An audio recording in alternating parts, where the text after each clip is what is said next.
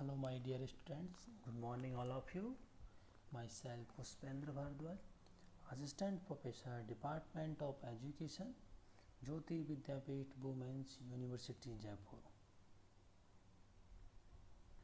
Today we will discuss macroeconomics. First chapter, macroeconomics, meaning, scope, and importance of microeconomics and differences between micro and macroeconomics. Now, first is meaning. It is that part of economics theory which studies the economy in its totally or as a whole. जो macro economics है उसकी study है, जो उसकी जो economic theory की जो studies होती है वो पूरी की पूरी एक इकोनॉमी के टोटली में और हॉल में स्टडी की जाती है, पूरे के पूरे वाइड लेवल पे स्टडी की जाती है. It studies not individual economics units like a household, a farm, or an industry, but the whole economic system. Macroeconomics is the study of aggregate and averages of the entire economy. Such aggregates are national incomes, total employment, aggregate savings and investment, aggregate demand, aggregate supply, general price level, etc. जो macro है उसमें national income, aggregate national income, aggregate total employment, aggregate saving, aggregate demand, aggregate supply, इन सब के ऊपर study की जाती है. सिंगल स्टडी नहीं की जाती है उसमें. Here we study how these aggregate and average of the economy as a whole audit are determined and what causes fluctuations in them. Having understood the determinants, the aim is how to ensure the maximum level of income and employment in a country. In short, macroeconomics is the study of national aggregate or economy wide aggregates. In a way, it is like study of economic forest as a distinguished from trees that comprise the forest. Tree, एक जंगल की बात करें, कुछ tree की बजाय पूरे जंगल की study करी जाएगी तो इसको अपन मैक्रो इकोनॉमिक्स कहेंगे. Main tools of its analysis are aggregate demand and aggregate supply. Since the subject matter of macroeconomics revolves around determination of the level of income and employment, therefore it is also known as theory of income and employment. These days, when the study of lakhs of individual units has become almost impossible, and when government participation through monetary and fiscal measures in the economy has increased very much, use of macro analysis has become indispensable. और लाखों लोगों की income की अगर बात करें हम तो इंडिविजुअल यूनिट्स के बेसिस पर हम कहीं स्टडी तो नहीं कर सकते. इसके लिए गवर्नमेंट मॉनेटरी पॉलिसी और फिस्कल पॉलिसी के बेसिस पर स्टडी करती है.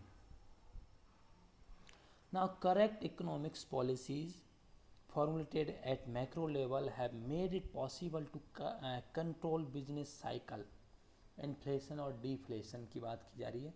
And as a result, violent booms and depression have become things of the past. In a suitable modified form, macroeconomics is the basic of all plans of economic development of underdeveloped economics. Economists are now confidently exploring the possibilities and ways of maintaining economic growth and full employment more than anything else. Macroeconomic thought has enabled us to properly organize, collect and analyze the data about national income and coordinate international economic policies. सीधी सी बात करें, मैं सीधे सीधे words में आपको macro economics का अगर meaning बताऊं तो सीधी सी बात है, एक देश की स्टडी करना और एक कंपनी की स्टडी करना, दोनों में रात दिन का अंतर होता है. जब एक पूरे देश की कंपनियों की स्टडी की जाएगी, पूरे देश, एक जैसे हम भारत है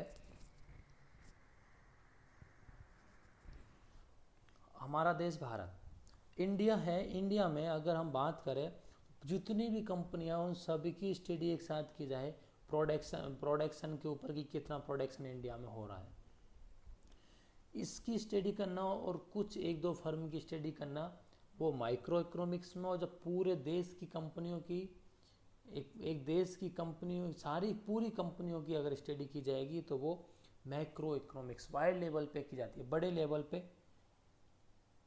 ऐसे में बात करूँ, छोटी सी बात है कि केवल रिलायंस इंडस्ट्रीज़ की स्टडी की जाएगी तो वो केवल माइक्रो इकोनॉमिक्स होगी। अगर मैं बात बोलूँ कि टाटा, महिंद्रा, इन्फोसिस एंड टीसीएस और जैन पैक्ट वगैरह जितनी सारी कंपनियां हैं, ये अडानी ग्रुप्स और ये सारी रिलायंस कम्युनिकेशन, जियो कम्युनिकेशन और ये सब ऑटोमोबाइल सेक्टर, इन सबको मिला के अगर स्टडी की जाए, इन सब की स्टडी की जाएगी तो उसे कहेंगे हम मैक्रो इकोनॉमिक्स।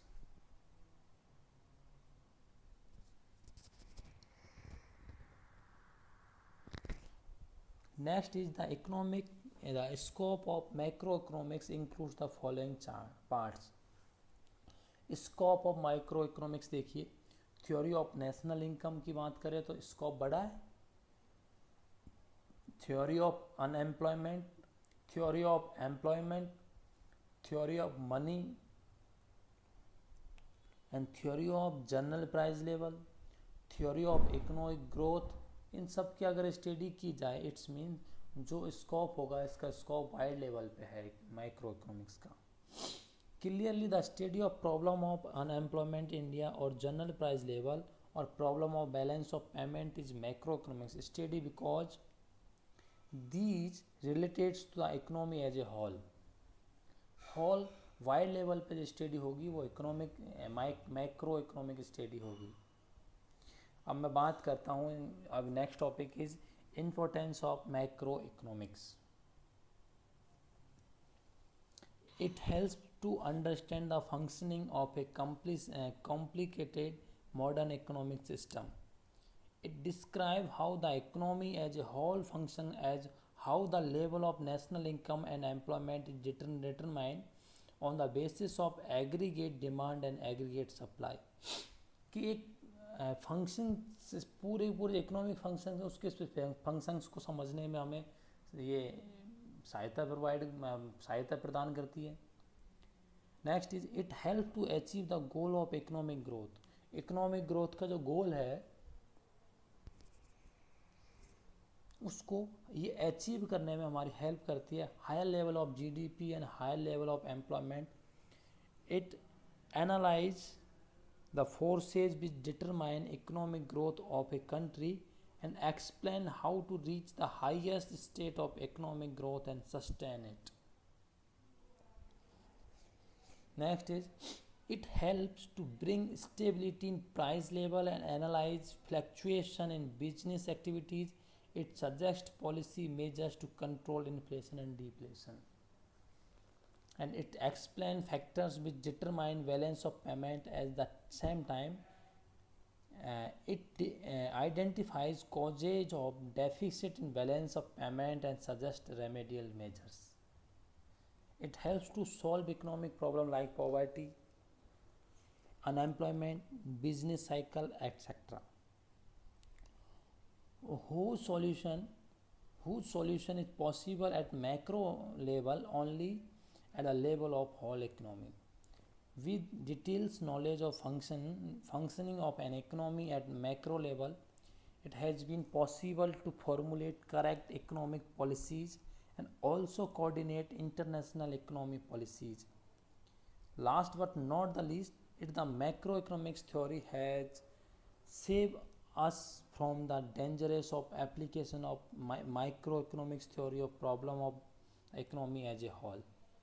ओके ये सारे इम्पोर्टेंस है, हर चीज़ की जो स्टडी करेंगे उसके रिलेटेड जो रिजल्ट आएंगे उन सब में हेल्प करेगी हमारी ये मैक्रो इकोनॉमिक्स। तो स्टडी क्यों की जाती है? कोई प्रॉब्लम्स आएगी, उस प्रॉब्लम की वजह से तो स्टडी की जाती है, भाई इसके क्या इफेक्ट हो रहे हैं, इसमें क्या क्या प्रॉब्लम्स है, इसके क्या ऑब्जेक्टिव पूरे हो रहे हैं कि नहीं हो रहे, सबकी स्टडी की जाती है। Next topic is differences between microeconomics and macroeconomics. Microeconomics is the study of particular market and segment of the economy. It looks at issues such as consumer behavior, individual labor market, and the theory of firms. Macroeconomics is the study of the whole economy. It looks at aggregate variables such as aggregate demand, national output, and inflation. ये बात कर रहे हैं हम micro economics में। तो individual market होता है, मैक्रो इकोनॉमिक्स में होल इकोनॉमी होती है। माइक्रो इकोनॉमिक्स में effect on price of goods देखा जाता है, मैक्रो इकोनॉमिक्स में जनरल प्राइस लेवल देखा है, इन्फ्लेशन और डिफ्लेशन।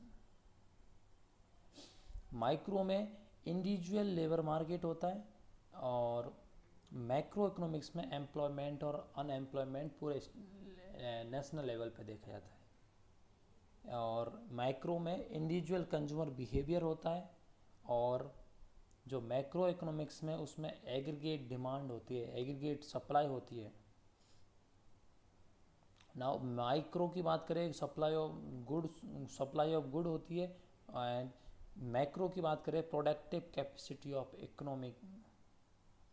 नाउ माइक्रो इकोनॉमिक्स की बात करूँ, supply and demand individual market, individual consumer behaviour, consumer choice theory, individual labour market, demand for labour wage determination, externalities arising from production and consumption, ये सारी चीज़ें micro में होती हैं।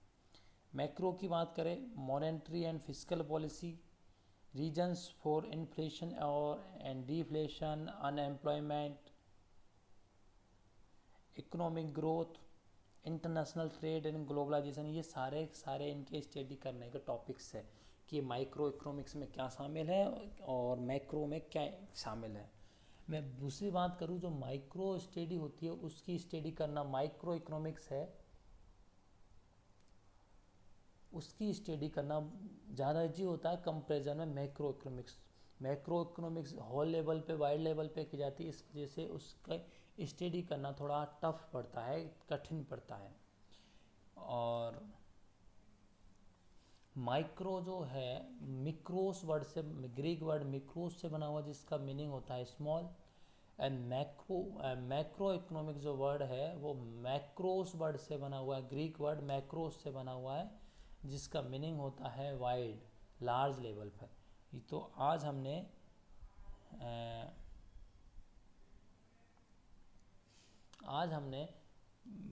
मैक्रो इकोनॉमिक्स के meaning, scope and importance and differences between micro और macro economics में देखा। तो आज के लिए इतना काफ़ी है। नेक्स्ट टॉपिक में जब हम नेक्स्ट टॉपिक के साथ जब मिलेंगे तो नेक्स्ट टॉपिक के साथ उस पर डिस्कस करेंगे। आज के लिए थैंक यू सो मच बच्चों।